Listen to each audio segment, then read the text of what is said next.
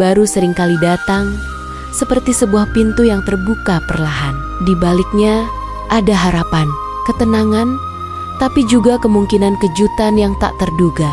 Kita sering bertanya dalam hati, apakah tahun ini akan nyaman atau justru penuh ujian? Sebenarnya, hidup tak pernah menjanjikan kenyamanan. Yang ia tawarkan adalah kesempatan untuk bertumbuh. Dalam filosofi Bali, kita diajak memahami hidup melalui keseimbangan yang disebut Rua Bineda. Nyaman dan tidak nyaman adalah dua sisi yang tak bisa dipisahkan. Ketika kita terlalu lekat pada kenyamanan, kita lupa bahwa perubahan adalah hukum alam. Disinilah konsep Vajrajenana atau pengetahuan sekeras kilat mengajarkan kita untuk memiliki kesadaran yang tajam, melihat kenyataan apa adanya, tanpa ilusi, tanpa penolakan.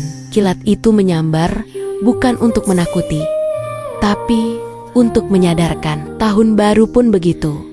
Ia datang untuk membangunkan kesadaran kita. Filosofi Tiongkok kuno juga mengajarkan bahwa hidup bergerak dalam irama yin dan yang. Saat satu sisi menguat, sisi lainnya bersiap untuk muncul. Tahun yang terasa tenang bisa jadi awal dari perubahan besar, sementara tahun yang penuh gejolak seringkali membawa kebijaksanaan tersembunyi. Lao Tzu pernah bilang, air yang lembut justru mampu mengikis batu yang keras.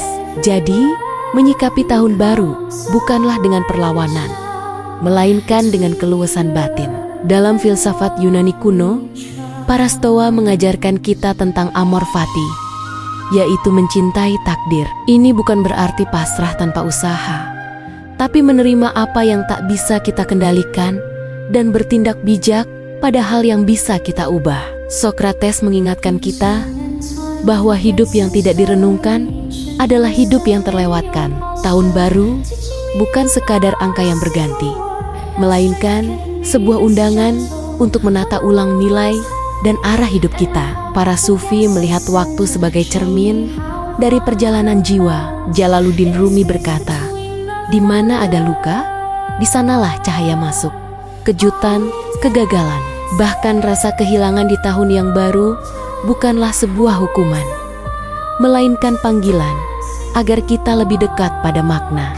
Imam Al-Ghazali juga menekankan pentingnya membersihkan hati, karena masa depan tidak ditentukan oleh seberapa banyak rencana kita, tetapi oleh seberapa jernih niat kita. Lalu, bagaimana kita menyambut tahun baru? Bukan dengan ketakutan akan kejutan, dan bukan juga dengan mabuk oleh kenyamanan, tapi dengan kesadaran, menata kembali niat, merawat keseimbangan, memperdalam kebijaksanaan, dan melatih kelenturan jiwa. Seperti kilat Vajrajenana, semoga tahun baru ini bisa menyinari jalan kita sekejap, tajam, namun memberi arah yang jelas.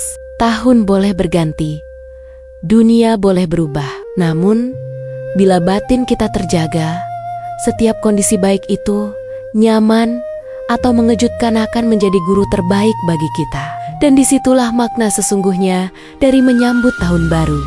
Bukan hanya menunggu apa yang akan terjadi, tetapi siap menjadi manusia yang lebih sadar.